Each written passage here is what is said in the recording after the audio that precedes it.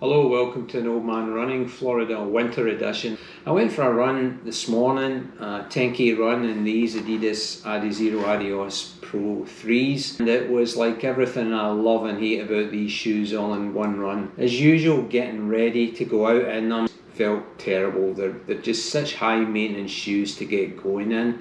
I'll talk a bit about that in a moment.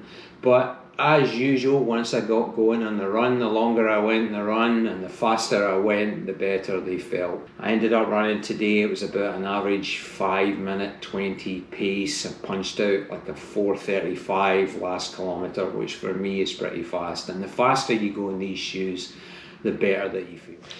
I mean, first of all, they are a great looking shoe. Just an unusual profile.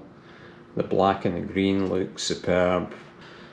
The sole, great continental rubber sole, very hard wearing. If you've had the Adios Pro 2 shoes, this is a significantly different ride to those. Much better in my opinion, much more stable, a much broader feel to the landing, and I personally think that they've got the carbon plate / carbon rod side of it working better with these than the Adios Pro 2. Other improvements over the Adios Pro 2, I really like this little heel protection in here. It's like a kind of a soft material, and I like the snugness that gives the heel. I like the pull tab, unlike a lot of people. It really helps put this shoe on, and it's significantly easier to put on than either the Adios Pro 2 or the Prime X. I've run my personal best in them at the half marathon distance. It's rare for me to use these for a shorter training run like today's 10k. There are better daily and tempo trainers for shorter runs. The Endorphin Speed 3, for example, is the tempo shoe that I would use. But longer training run at pace and half marathon, these are perfect shoes. I bought them as marathon running shoes, but I replaced them with the Adidas Prime X, which for me are just more comfortable and as fast. This visually is a nice comparison between the Adios Pro 3 and the Prime X. I mean, Prime X is just a monster by comparison. If you can handle the extra weight, this is the shoe for me. And I've done a separate video outlining in a bit more detail the reasons that I prefer the Prime X at the marathon distance. So let me talk about the two main things I don't like. The first and major one is the tongue here.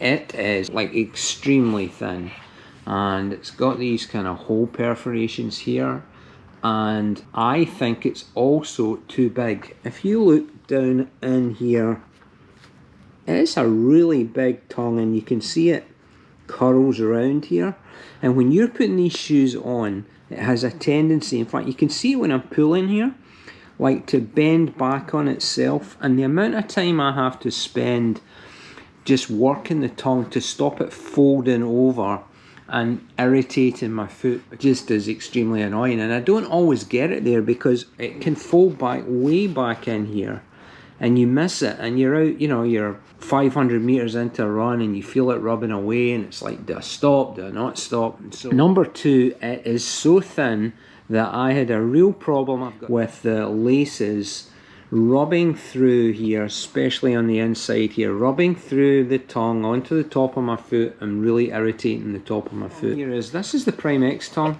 and it's very thin as well, but it's just a little bit thicker than the Adios Pro 3 tongue. Doesn't have those wacky perforations in the top, and I've found that just that small difference makes a massive difference to me in terms of the comfort of these two shoes. And what I've done to try and fix it on this shoe is that these are not the original laces. I actually took a pair of tubular laces out of my Triumph 19s. That really helps, you know, just because they're that little bit softer, I don't have quite the same pressure on here. I backed off the runner's knot that I used to have on these, and so I've not got double lacing up the top here to irritate me. With those two things, I kind of make it work, but it's still a ton of hard work getting the tongue right when I put the shoes on. Even when I start to get to longer distances on the run, I'm finding that the top of my shoe is really irritated, and that's affected ultimately in the end what I use these shoes for. It's why I've gone from using them for long runs, intention to marathon race in them, to backing off and making these my half marathon shoe. Another reason for that is that the plate is something that I really start to feel round about a 16-17 mile mark, and where I feel it, you can see the here's the rods, so rods, plates, whatever, where I really feel it is right on the base here, like a dull thudding pain, but pain's a strong word, like it makes my feet tired. Now, one thing I've done to help that is I have put in a pretty heavy insole here.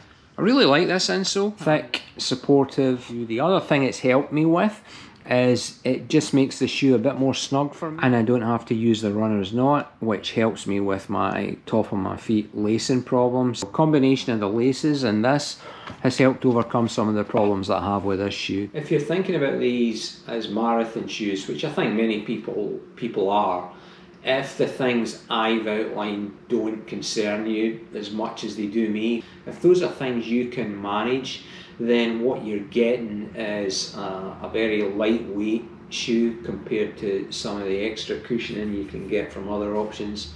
A nice solid landing, probably better in comparison to things like the Vaporfly, and so a really nice middle ground as a marathon racing shoe, which is something that maybe suits an older runner.